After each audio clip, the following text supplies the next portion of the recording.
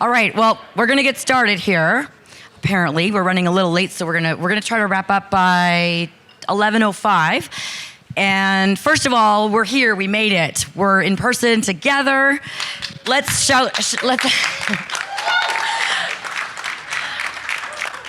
Did anybody else have a little fashion show a couple days ago, putting on clothes that you hadn't worn for 2 years and realized you had to go shopping? Anyone else? Okay. Anybody else having trouble with zippers zipping up? All right. Big shout out to Lane and Brad and Antonia and... Okay, awesome. Well, we're going to have to come up with some questions then, I guess. All right, so big shout out and thank you to Lane and Brad and Antonia and the whole team for putting this on. I think they probably 10 times as hard this year to bring everything together. Changes that kept happening. So let's give them, I don't know if they're around, but you guys can tell them that we thanked them. Let's give them a big round of applause.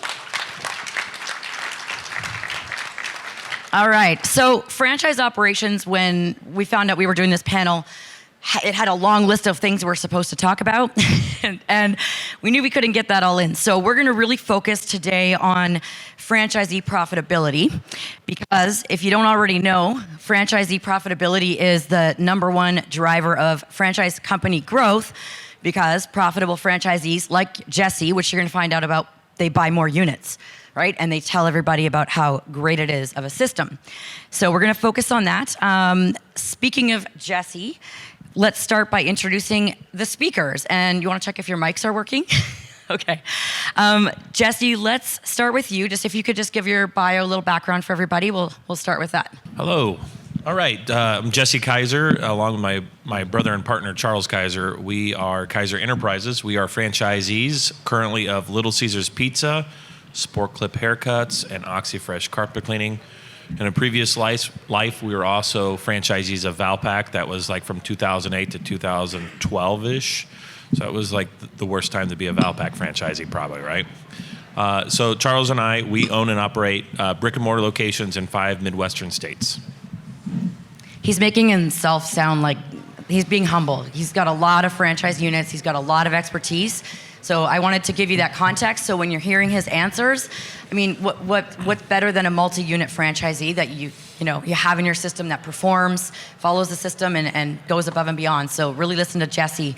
All right, let's go to Scott next.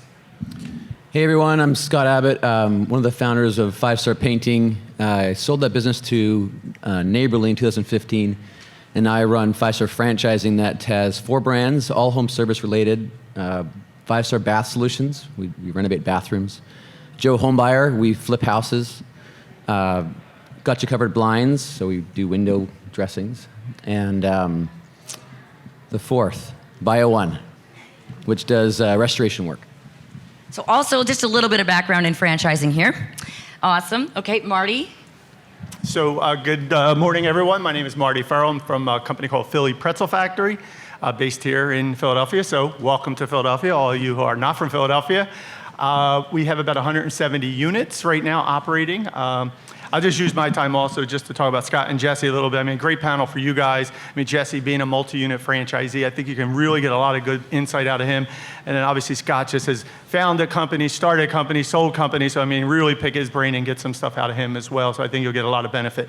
One other thing and then Angela, also you have a great panelist as well. I mean, this is what she does for a living, is help franchisees, help small emerging brands. So really make sure you spend some time talking to her today. I just ask one other ask of everybody in the room if I could. So I like to do this when we have a competing panel on the other side of the room, right? So I'm gonna ask you guys to really, really clap really loud and scream really loud, like you're at an Eagles game, a Phillies game, Sixer game, whatever you root for, right? We're gonna do this really loud so the people next door are gonna go, what the hell's going on over in that room, okay? All right, on the count of 3, ready? Everybody ready? 1, 2, 3, go. Yeah!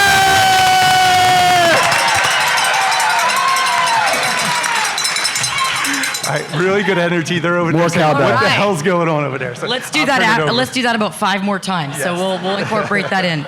Sounds good. So should we go again? We'll get them later. We'll get them later. All right. So you've heard their backstories. My name is Angela Cote, and my team and I, we improve franchise system performance through ongoing franchise advising. So we work with all different franchisors. We really just help to clear the clutter so you can think or focus on the right things to streamline your growth, including how to find the ideal franchisees and how to set them up for success. Just for context, I grew up with a franchise company in Canada called M&M Food Market. My dad's the founder, and we grew to almost 500 units over the years. So I've had the good fortune of being exposed to and involved in lots of different areas of the company, and including, as many of you know, dressing up as Kelly Kebab as a kid at grand openings, running around as a kebab. Hopefully people didn't recognize me at the time because, it's kind of embarrassing. I spent a lot of time in the field as a young female boss's daughter. You can only imagine like a 20-year-old female boss's daughter showing up to coach and teach, older male franchisees on how to run their business. So in doing that, I bring that up because I learned a lot about franchise relations and profitability and how to build or bridge the gap between what feels sometimes like an us-them relationship. So I also spent 18 years as a multi-unit franchisee, so I've got a little background as a franchisee as well, but really developed a passion for the profitability of the franchisees because that just makes everybody happier. So we've got a multi-brand CEO here. We've got a multi-unit franchisee and a seasoned president of a franchise company. That sounds like a joke, the beginning of a joke. Did you hear the one about They walked into a bar. Oh yeah, we did that last night, I think. But okay, so I just wanted to share that, keep in mind when you hear Jesse talking that, his insights as a franchisee are going to be a little different than most, single unit franchisees. So, you're going to hear different business acumen and that, but I mean, we all want a Jesse in our system. So how do you get there? So we're going to be incorporating that in. So first of all, I've put together a bunch of questions, but we'd really love to have audience participation. I did bring a bell in case you start rambling. and a flag. No, it's actually for you guys. The BS flag here. So if anybody gets out of line, we pull out that. Okay. So we'll kick this off with some questions that we've got planned, but we would love for you to start to think of questions or just, we'll let you know, but we'll start with a little bit of prepared questions. So, Marty. Yes. Every year I come to Springboard, you're on a panel. Mm-hmm. Lane and Brad put you on a panel for a reason. So besides your good dance moves, why would they have put you on this panel? When it comes to fostering franchisee performance and profitability, what are some things that you think that Lane and Brad want our emerging franchisor friends to hear? Well, great question. Not like we didn't practice that, but obviously, and also Lane puts me on the board because he's my attorney, so I'm sure that has something to do with it as well. But it's obviously an important question about profitability and what really makes it work, right? For small emerging brands, I mean, on one of these panels I heard a few years ago, somebody say only 8% of all, scary number when you hear it, only 8% of small emerging franchise companies actually make it to 100 units. So, I mean, when you think about that, only 8% make it to 100 units. I trust the source. Some of you might not trust the source. I trust this guy who's very smart who said it. And it's scary. And then, you think, well, why? Why don't some of these other brands make it? And a lot of it does come down to profitability and making sure that the unit economics work in the stores that you're selling. But I think important as part of the unit economics is also comes down to the franchise relationship piece. I mean, franchisees can be making money and still not happy as well. I mean, we all have seen that as well. So how do you handle the franchisees? How do you really make sure that the franchisees are happy running the business as well, I think is an important part. And I think starting now as a small emerging brand, that's where it really, really important that you make sure you're bringing in the right people and that you're putting the right communication systems in place for your franchisees. So. All right. Let's ask the same question to the other two guys here. Scott, why do you think Lane and Brad wanted you to be on this panel? Because Besides your good looks. I can dance too. Yeah, okay. Yeah, okay. That's later on in the show. Okay. Tonight at the bar. But I think just a thought that I had, and we talked about this in our call earlier. I think when you decide to be a franchisor, you've committed to basically giving your franchisees a recipe. of how to make money. They're buying a money tree, right? And they expect to invest in it and have it given return. And so the more you can remove variables, the more probability of success. So it's all about figuring out what can you do for your franchisees that they could do for themselves, but they should not be doing for themselves, because it's just not a good use of their time. So an example that I'll give is at the heart of our home services group is a company called ProNexus. It's all about the customer experience. It's solving, just answering the phone, responding to customers. And I have had so many franchisees who want to answer their own calls. It makes no sense. Why would they do something that you could pay someone else for $16 an hour to do, and yet they're not doing a very good job of it? And just as a kind of a tidbit on this, to share with you all, this really interesting for me, is we get called to do what we call brand audits sometimes by clients, where we will call all of their franchisees over 2 weeks of a home service brand. And we'll see how many, over 2 weeks, we find out how many of them answer their phones or respond to a text or respond to an email. And they just take a guess at how bad this is. These are like massive home service brands. Like we do work with the leading brands in North America. And those brands, franchisees, like if you get above 40% response rates, it's a miracle, right? I know, right?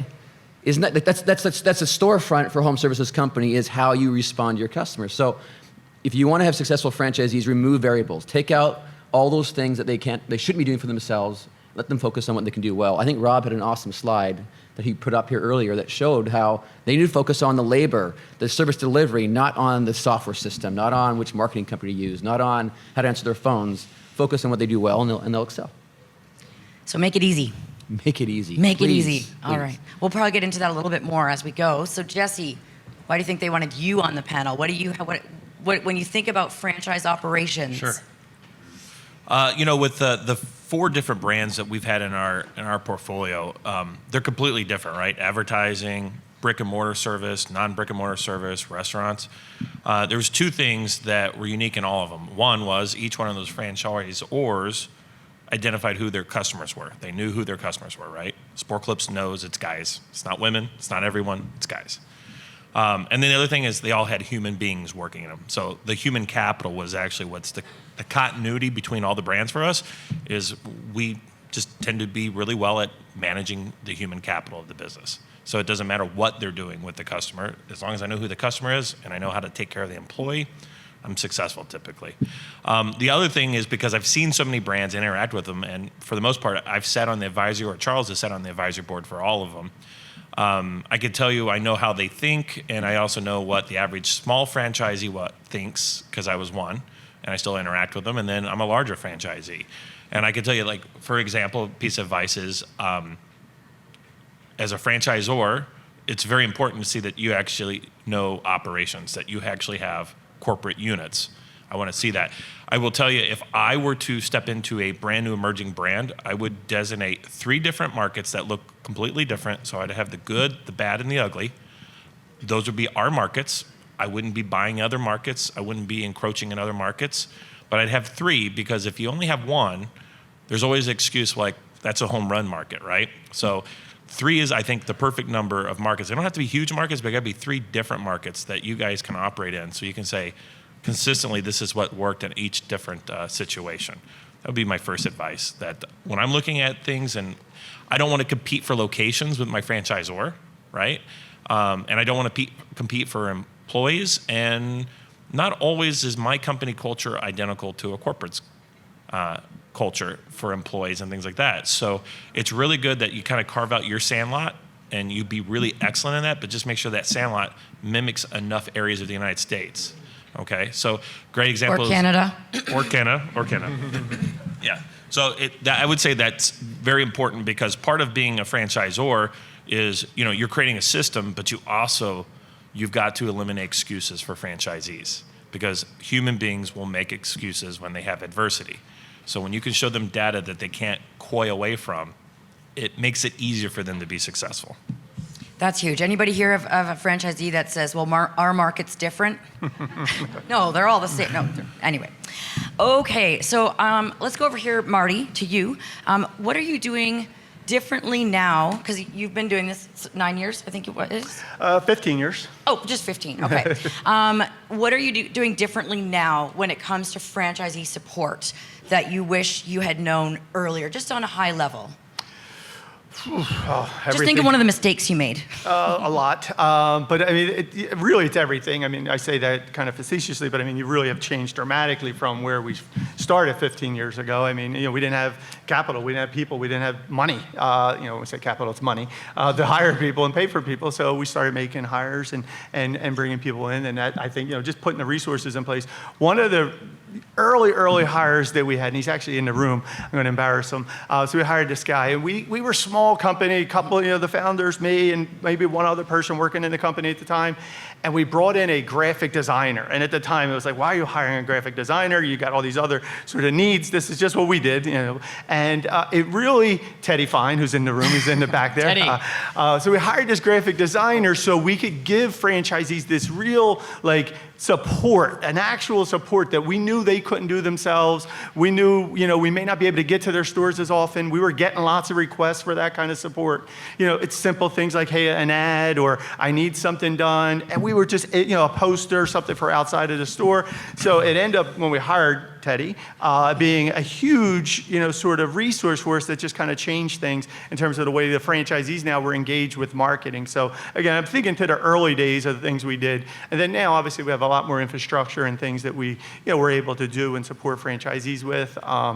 Much more systems in place, whether it's everything from the way we do field audits to the way we do marketing to the way we do everything, basically, at this point has changed. Yeah, we hear this all the time that, franchisors early on get really frustrated because, you're trying to get them to do these things, and why not take away the things that you can systemize and take care of, like marketing? We always hear, that why are you trying to make your franchisees be marketing experts? Like, get them doing the boots on the ground marketing, but if you can handle in the background, the social media, whatever you can do for them to help them be profitable. I'm hearing the same theme of make it easy, right? Mm-hmm. Awesome. Okay, do we need to do one of those big yelling things where we get loud? I'm down. Okay. I'm always all down right, for let's yelling. do it. You got to count them down. Okay, we're going to... You guys ready? Real quiet. And then we're going to get real loud on the count of 3.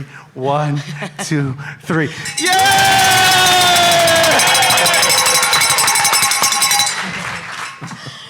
All right. Thank you. Do we have any questions in the audience right now? Okay, well, we got a couple. Oh, Neil.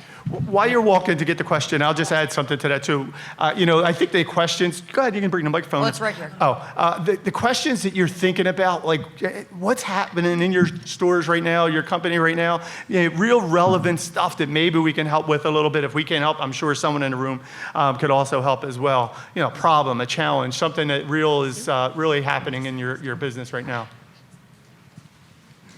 Neil. Hey guys, thanks for doing the panel. So I run a local cleaning company, and a big problem our franchisees have is with labor right now. So Scott, you mentioned do as many things for your franchisees as you can. How do you think about that with franchise support as it relates to recruiting for them? Yeah, let me, I'm not going to take credit for this idea. I'm going to give you something that was really cool. I run something called the Home Services Summit. Every month I do a little interview with a founder that he just shares ideas on how to run his business, and then an annual event with just home service guys. And I had Josh Skolnick, I don't know if he's in here, but I did an interview with him a couple months ago, and Josh has a recruiting company within his business. He literally has a division, I think he has said 3 full-time people whose only job it is to hire their franchisees' employees and get them all their staff. Mind-blowing. Because you hear about joint employers laying here. I don't want to talk about joint employer. It's a boogeyman. I was just word. about to say, are there any attorneys in the room? Yeah, but it's Clarify like this there's is some operations. challenges, right? When you start getting involved in the hiring and training of the employees of a franchisee. But what Josh said was, Scott, when we found out that we started taking over solving that problem for our franchisees, it doubled our franchisee revenue. Because there's a direct correlation between the labor force and your output you can do as a franchisee. In one of our brands, it's the bathroom brand, one installer will do about $800,000 a year in revenue, which is a lot for one franchisee. So if you don't have one installer, you're doing 0, right?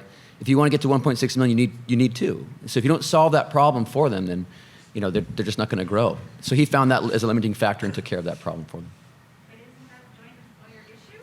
His answer to that in my interview, if you watch the show on YouTube, it was like, I don't care. It meant twice the revenue, and therefore I'm going to do it. And if you know Josh, that sounds just like him. If you're worried about joint employer, you can look at this from the other side, that you can just provide some data to your franchisees. recruitment is only an issue if you have bad retention, right? And so you guys can track the retention and have a true baseline. I think most business owners across the world have no idea what their actual employee retention is.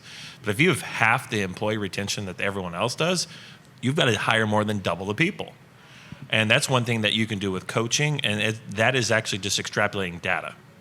And I'm not aware of too many franchisors that are providing that information, but if you have a POS, you know how many employees they have because that's how their time card systems are done, right? That would be a pretty powerful thing to let each franchisee know and have a baseline. Say, hey, in your region, your retention is this % for employees. System-wide, this is what it is. And Maybe you need some leadership coaching. Yeah, exactly. So, I mean, the truth of the matter is it's going to be tight for the next 12 to 18 months easy. My opinion is everyone took a break from working and they're like... got fat? Yeah, and I'm talking to so many people that think they should be a vice president of some company, but they drove an Uber for 2 years before the pandemic and then they took a break. They're not qualified for it. And as soon as the money runs out, they're going to realize they got to go pay the bills and they're going to come back to do what they've got to do. We just got to wait that out. I'm not seeing such an issue with staffing because my retention is really good. And so, you know, for the haircut business, as example, half my stores, when we reopened a year ago, we broke massive sales records, right? This back to school that just happened last month, those stores that didn't, because they weren't staffed right, when we did the reopening, they were breaking the sales records now. There's more customers out there than we can handle. So I'd focus on the retention of your employees because that keeps you completely away from that issue that you've got because you're just providing the data and then giving some coaching to the actual franchisee. So just to clarify, coaching your franchisees on what they need to do to be better leaders, to be better, you know, with hiring, retention, finding the right people. Yeah, I can tell you right now, I think that my brother and I are really good operators with OxyFresh carpet cleaning, and I think we have really good retention, but that's just my feeling because the system doesn't track that, so I wouldn't know. But I promise you, if there was someone out there that had way better retention, I'm making a phone call, I'm asking questions, I want to know what they're doing.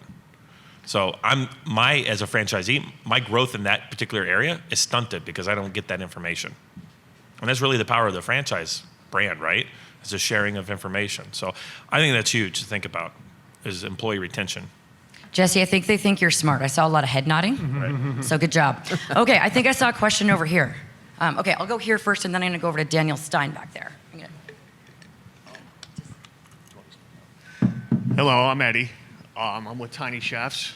I do with this gentleman does Teddy, and I'm here today because I was wondering when did you decide to grow your digital presence from like single graphic designer to when the franchise grows? Because I'm a UI UX designer, and we're not brick and mortar per se, so the digital, I guess, footprint is to me is very important to get anything out there, marketing and everything like that. I'm a single person within the company. I was just wondering when did you guys decide to grow your digital presence?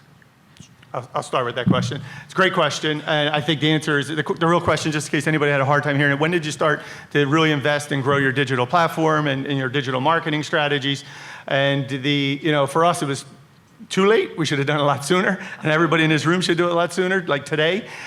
We invest almost entirely the brand fund dollars that would have traditionally gone to traditional advertising into the digital space now. It's just much more manageable, scalable, trackable, all the things that you want in any kind of brand advertising. So that's really where we're spending all of our dollars. And for us, it's been a shift over the last 2 years probably, where we've really, again, too late for us to kind of really focus on putting all the dollars. It's hard because the traditional franchisees sometimes in our market, a little bit more mature franchise group, we should be doing the radio, we should be doing billboards and things like that. The traditional media, because we've done that a lot, and that legacy kind of lives on, and it's been a little hard convincing them to shift to all digital platform basically. But I highly recommend it. Brad, I'm right here. Brad. It looks like you're like, where the heck is Angela? Okay, you had a look on your face like, what's going on? Okay, is this thing? Angela, let me just add on to that real quick on the digital stuff for any of you home service guys, because I think this could be more important. If you are in home services, you've got to nail digital marketing. You've got to nail it. You don't have a choice. You will not survive without it. It's just simply said. And probably one of the most important KPIs we measure in our brands is cost per lead. Like if you got to understand what that costs you to bring a customer in, and then your close rate. That's what drives the success of a home service brand. So in 2004, we launched 5-Star Painting. It was the number one number we looked at back then. It is the number one number we look at right now. About 70%, 75% of all lead flow for our franchisees is digital. So we've made a very, very large investment in digital marketing in every. Social is massive. I mean, I can't tell you how much social can do for your home services brand if you haven't done it before. Google was it was really effective, and now social is even better. So you got to be doing it. I just want to highlight something. Oh, hi, I'm over here now. Because I'm going to go to you next, Daniel. I just want to highlight that within that too, KPIs. You know, one thing that we see a lot is that people, when you first start out as an emerging franchisor, you're trying to get franchisees to track 5 or 10 KPIs. And what I heard you say, I think Scott was saying, like, you just got really focused on that one number. And so what is that 1 or 2 numbers that your franchisees should be looking at? Just get them really tuned into that. And then if they're more, if they're more business savvy, you can level up and teach them more or work with them on that. But I think that's something you got to really make sure you hear. I'm going to pass this through. You guys are going to help me. Hello, thank you so much for this opportunity, and I just love everything that's been said so far. My name is Daniel Stein. I'm the founder of a company called Special Strong.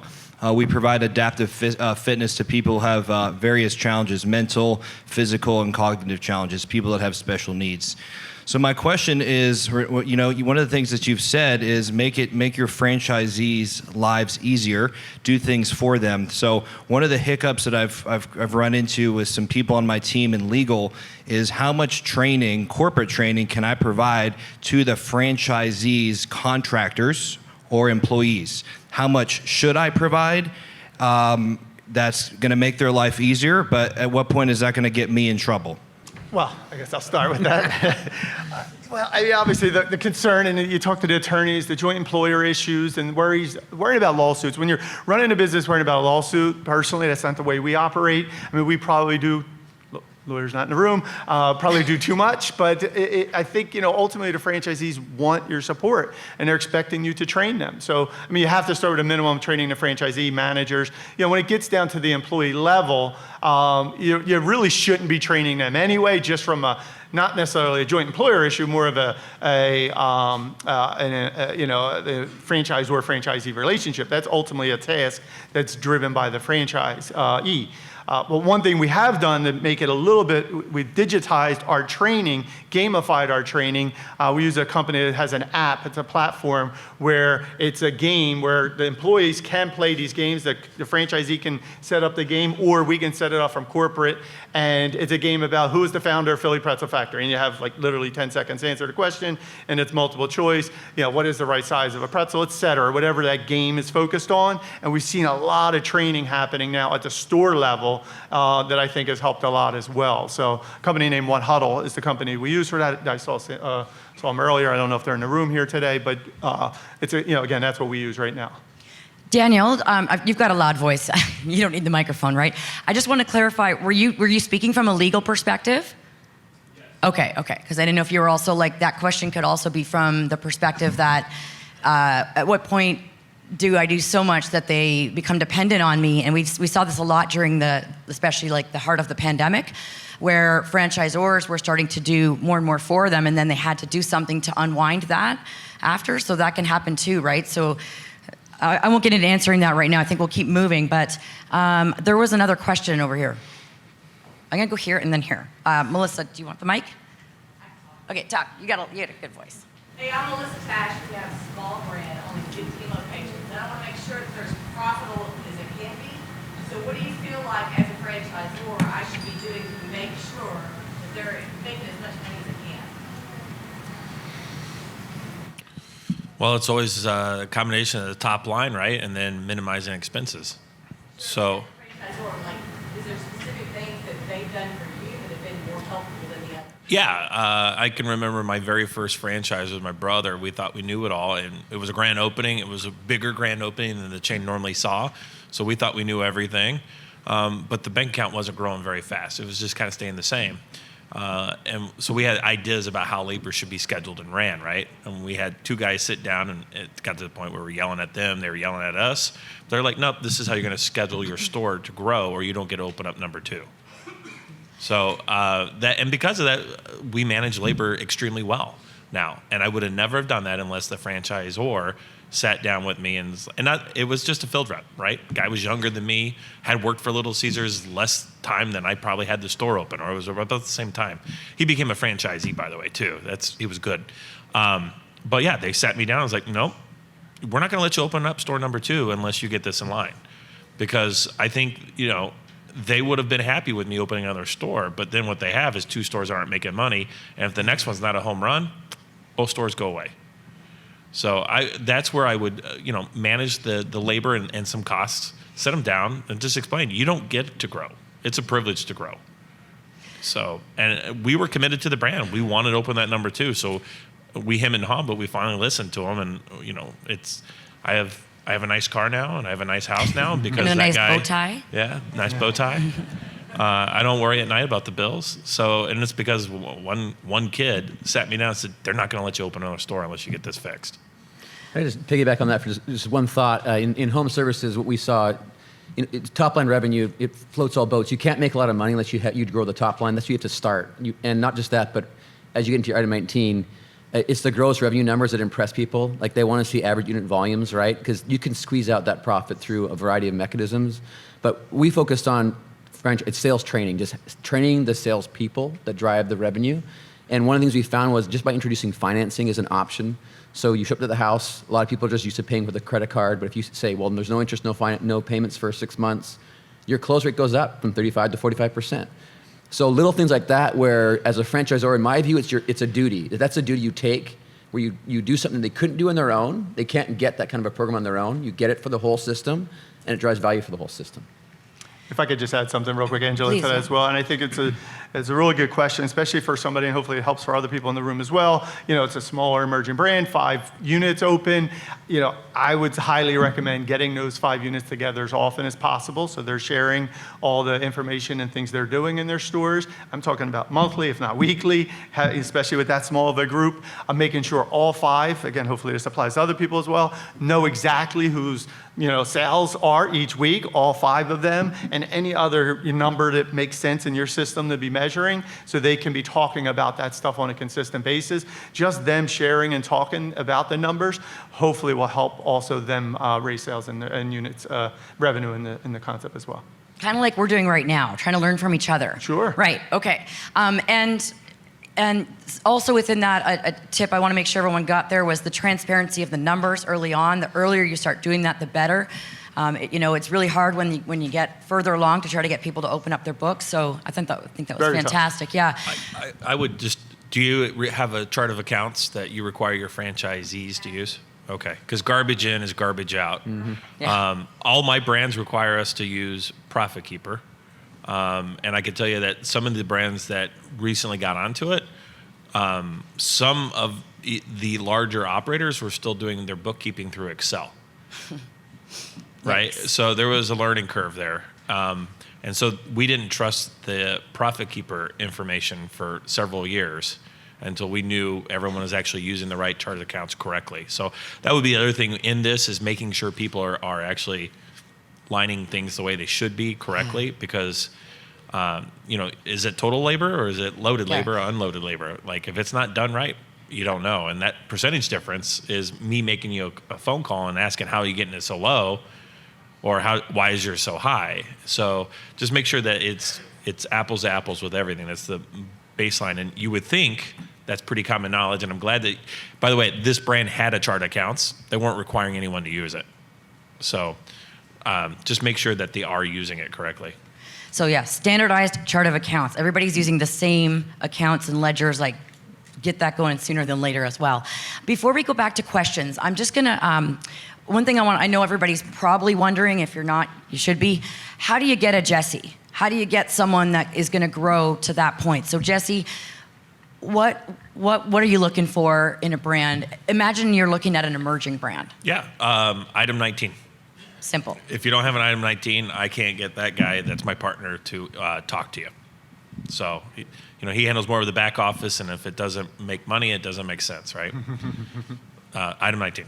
Other than that, it's opportunities. Like I'm a high quick start. I can see the idea and go, man, this is great. I could put this here, here, and here.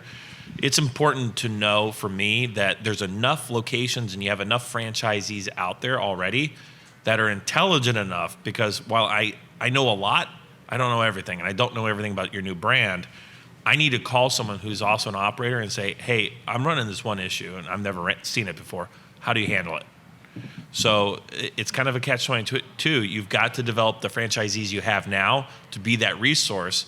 And I don't want to buy into a brand where I'm wondering if I can get this market or not, because there's already spots in there. I'm going to assume if there's one location in St. Louis, Missouri, it's the very best location. It's the AA plus location. So I don't want to be in that market now, right? Because I want the AA plus. I want home runs. So I'm looking for where is there empty space that I could put these locations and still have that network of people that I can call upon and say, I'm having this question. I need some help. Go ahead.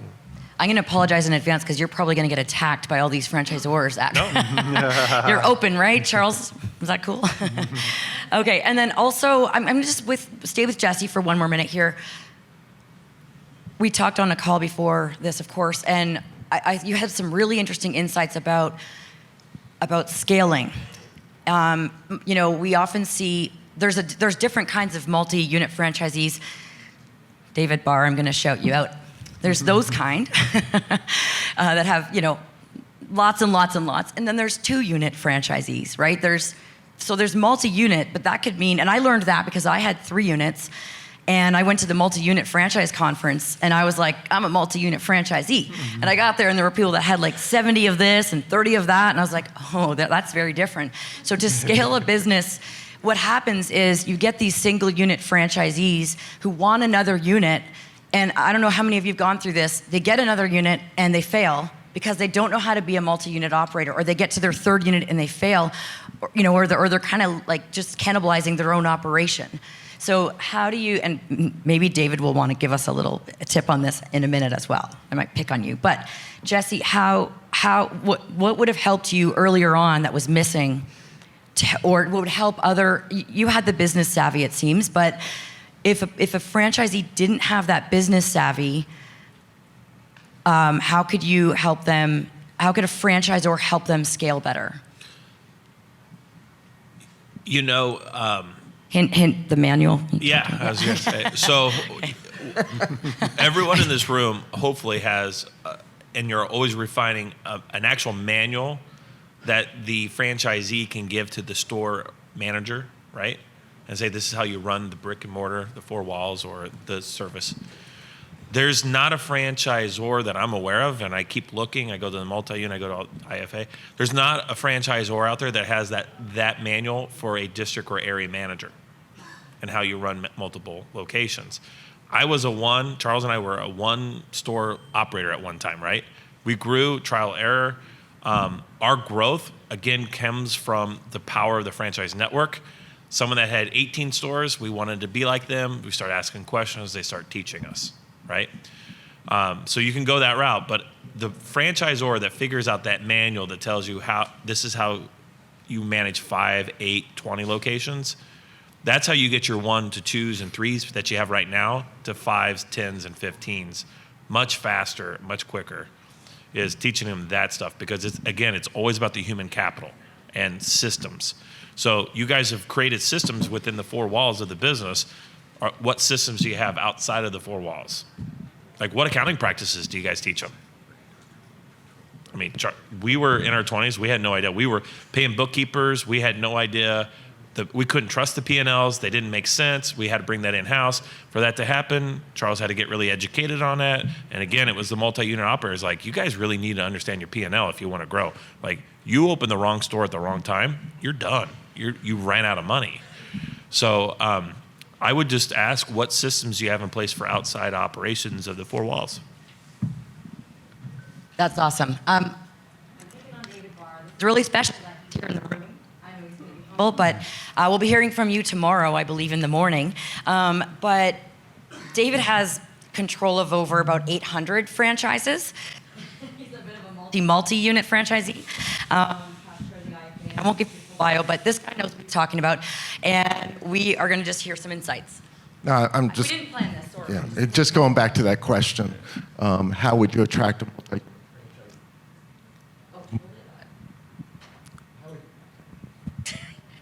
He's got all these franchises, but he doesn't know how to work a microphone. I'm not doing anything wrong. Okay, so the question being, how would you help a multi-unit? And I would just go back to what is franchising. It's about creating a scalable model. And personally, if I was an emerging brand, under 100 units, I probably would not overly focus on, I got to go get a multi-unit. I got to get a multi-unit. What you need to do is create a scalable business model that is profitable for an average franchisee on an average day with an average work ethic.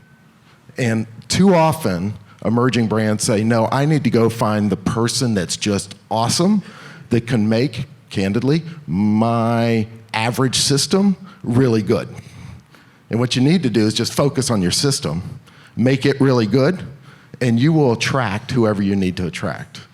It's much like mental health in the sense, we want to be the best we can be ourselves, and then we'll attract the right person. It's the same here. Just focus on yours, because too often the multi-unit franchisee that you will attract, I will tell you, will want to take over your system if you're sitting there at 12 units. Because they're going to say, no, that you do that wrong, and you do that wrong, and you do that wrong. Mm-hmm. So get back to the core of franchising and just focus on your system. Let me just piggyback on that, because I'm so glad hey David, so glad you just said that. For the home service guys, one of my nightmares was when I had a franchisee have 15% of my system-wide sales. And that guy in a room, everyone's looking to him as being like the expert, the pro, and he's complaining about his ad fund. Why am I paying a 2% ad fund at my size? I should be paying less, let's cap it. He's trying to drive his agenda. I mean, Jesse's amazing, right? But I wouldn't want Jesse in an emerging brand. Like if you're an emerging brand, you're sub 50, please don't go multi-unit. Go single unit. Yes. You want to have you got to figure out your model still, frankly. You're still learning where it works best and with whom. And then that'll come later. Oh, this is huge, guys. Don't go find don't go looking for a multi-unit franchisee. Everyone's like, oh, I'm gonna sell a 10-pack or a 3-pack. They've got 5 franchisees. And the other thing that happens is you have those performance measures or targets in place, and they don't meet them because they didn't prove anything to you. So they need to prove it to you. Get the one in, and if they prove it, then award a next and a next and a next. So, okay, we said that. Questions? Well, since we're saying that, while you're getting a question. While I walk to the next question. While we're getting Questions? a question, if we're talking about not doing multi-unit, I'm assuming that we're also saying don't jump to international right now either. Oh, yeah. Right? Don't come to Canada if you're in the U.S. and you haven't the U.S. market. Canada's awesome. I'm Canadian. Canada's great. Don't listen to them. I started in Canada. It's awesome. Go Canada. Yes, I am. Very cool. So Deborah Vilchis with Fishman Public Relations, and we work with so many brands of all different sizes, and we're supposed to be doing fun things like PR with them, but we hear a lot about their pain points.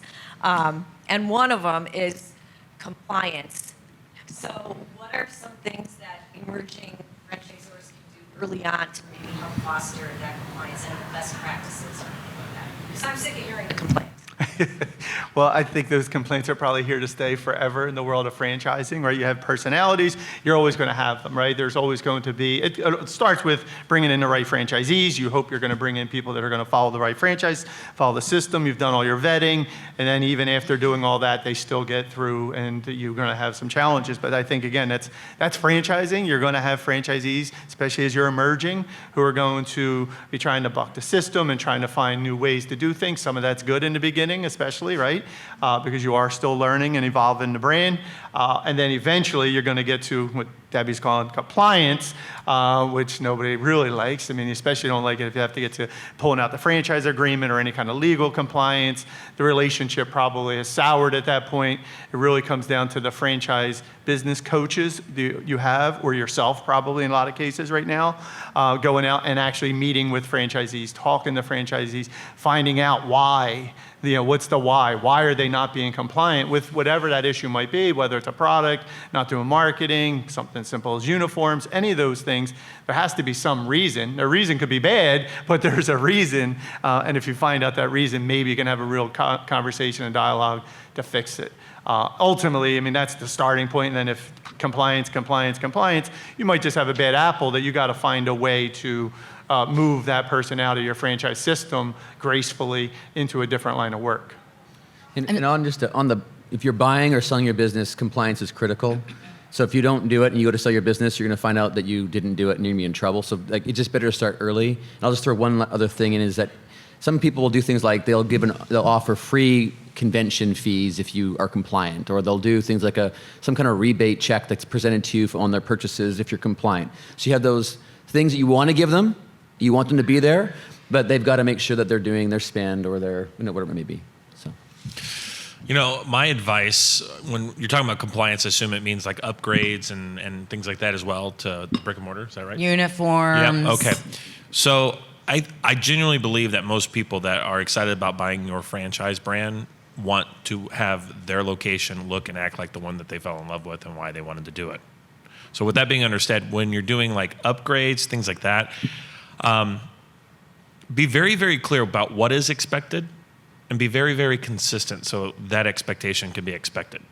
And then the other thing is listen to the complaints. Are they complaining about, does this upgrade make sense versus how am I getting into compliance with you? Is the process a pain in the ass? I can tell you I've got a brand where I was going to buy 20-some locations last summer, and to buy them, this brand requires the owner to get them up to compliance for the newest update, even if you're not up for renewal. And, it's not that expensive, but it's a pain in the butt, and the process is a nightmare. It's a nightmare.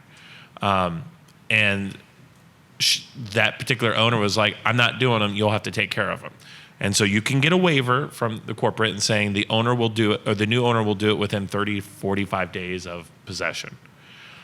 That messed the valuation of the business up tremendously for it because, and I'm not talking about the dollar amount, I'm talking about the pain and suffering of going through that process was, we walked away from the deal. I didn't want to upgrade 20 different stores, the process that we do, because it's such a pain in the butt. And we're only processing like 5 to 7 a year right now. So to do all those at the same time in the process, I mean, it's days of submitting and waiting for feedback, and then the feedback isn't consistent. So she sold those stores at a much lower rate to someone else because they also didn't want to do that. So it can mess the evaluation of the business up just because of the process, not because the actual updates were a pain in the butt, too expensive, or anything like that. It was just the certification was really painful. All right. I think what we'll do, we've got a few more minutes left. That sort of segued perfectly, thank you, Debbie, into coaching versus support. I know a lot of you here have heard me say, there's support. That's like a hotline. And then there's coaching to get your franchisees profitable, right? So what happens is, we hear a lot of emerging franchisors, we say, what are you doing for support? And they say, well, they have our number. We have a good operations manual. We give them the graphics for the social media. And, we give them all the resources. But then they're not using them, right? So how do you actually get them to use them? How do you create that expectation and that relationship? So maybe Marty, I'll go over to you. Sure. Tell a little bit about your coaching. How do you coach franchisees?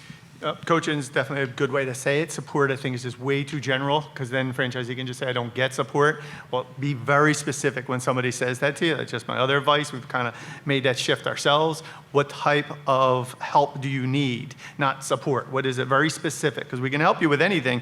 I just don't know the definition of support, really, exactly what it is for you when they say that sort of general statement. But most of the coaching specifically comes from the franchise business coach, franchise support manager, franchise business consultant, whatever you may call them in your system. It may be you right now who is that person also.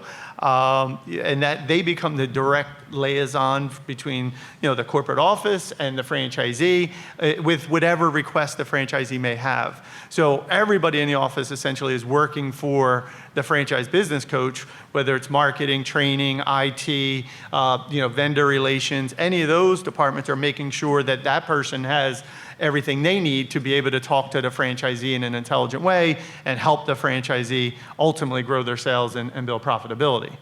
So it really becomes that person specific is the main key ingredient.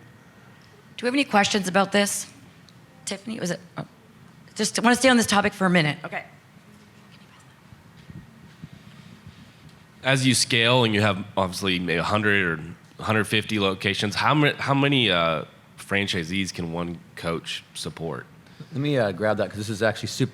I had an observation when I make that I just saw in a business we bought recently that just blew my mind. First of all, like there's responsive and then there's proactive, right? And so kind of rules of thumb, you have one FC to every 30, 25, 35 franchisees. You just kind of figure your own number out. And I've seen all different models. We just bought a brand that doesn't have one field consultant, 140 franchisees, and they're all self-supported. They have no support staff. They have no field consultants. There. And well, that's what I thought. I thought there's opportunity for us to grow but what we saw was, as we did the diligence on this deal, the franchisees have tons of support. The franchisor built a culture from the ground up of help first, business second. Throughout their entire company, to the consumer, to the franchisees. Franchisees can't wait to help other franchisees. So when they want something, they need help from somebody, they call a franchisee. Awesome. It blows my mind. We'll see if it works at 250. But yeah, there you go. To go back to the other question, so if you've got franchisees that are not utilizing some of the resources that you're using, it boils down to this. There's 3 buckets, right? They don't value it. They're never going to use it. They don't see the worth of it. The other one is they don't understand it, so it's in that bucket, or it's important and they put it in this other bucket. And probably 85 to 95% of everything you guys give them falls in the last 2 buckets, right? So let's just assume almost everything you're giving them is in that bucket of importance. Why aren't they doing it? It's time management. There's so many things in there, they don't know how to prioritize it. And maybe for them, posting on digital media ranks really low because they don't have enough staff right now, right? But I can tell you one thing that's hugely important for my organization is we have standards for what everything takes time-wise. And so you may want to do that. How long should it take to reconcile a bank account? How long should it take this? Because there's a lot of time being wasted, and they're doing it. I had a store manager that took 4 hours to make a schedule. It should take 4 minutes. 4 hours. So their frustration level is way up there, and there's 3 hours and 50-some minutes that they could be doing something else that makes money for both of us. So I would go back to that. If you got franchisees that aren't using some of your resources, they probably think it's worthwhile. They don't have the time, and we all have the same amount of time. So they're being very inefficient at something, and you got to help them prioritize it. So I put standards to when things should take time, and that'll start helping them be able to do more with what you guys are offering. And then I would add in like coaching them on how to be more efficient, because you just have to remember they're just overwhelmed. Again, early on in this panel, we talked about make it easy. So if they see all these resources, they don't know which thing is going to help me the most right now. You know, they need the coach to come in and help them see this is the thing that's going to bring you value and streamline it. So, yeah. Okay. Questions? Any more questions? It can be about anything. Tiffany. Well, preferably franchise-related operations. Do you have a loud voice, or do you need this? My name's Tiffany Leva with Outlaw Fit Camp, and we offer a semi-absentee model. We have 7 locations with 8 more coming. One of the things that I found to be shocking was advice from our attorney, so I'm curious to see what you have to say. Not going to get into whatever your attorney says, that's for sure. We can't, we have a program for their operations managers, specifically the ones that aren't owner-operators. This is the question for them. We have a structured way to pay and how we prefer, and it works, for the operations manager. However, I don't think that we can force it or mandate it, or that's the question. And can we encourage them to take care of their employees, trust their employees, especially with the way that we've structured this pay, because it does that. I'm looking for feedback on this particular situation. Got it. So a mandated payment structure, bonus system, incentive program for managers that are operating the units. It's definitely a slippery slope. I'm sure that your attorney will give you much better advice. I mean, we have a recommended for the very similar situation what you're talking about, where we'll put a program in place and say, here's how you'll attract the best managers and keep and retain those best managers based on this incentive program. And it's not mandated or anything like that. And then with regards to the employees, I think it's really coming down to, training the franchisor or manager to make sure they're treating the employees the way you want them to be treated ultimately. I just noticed the time, so I think we're getting close to having to wrap up here. I'm going to thank you guys. Thank you guys for your awesome insights. Let's start with that.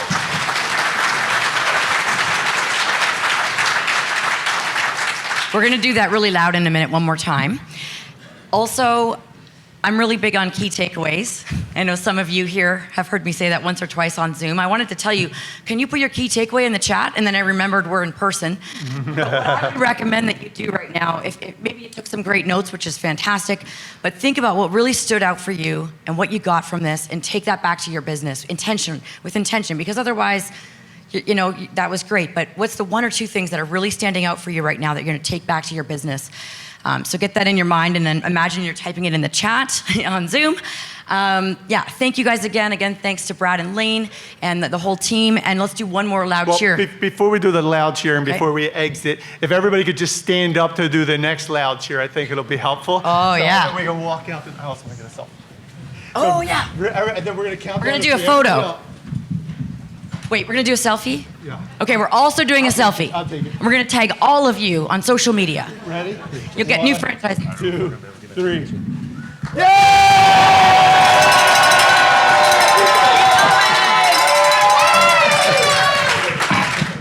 That's why we can also say we got a standing ovation at our panel. So.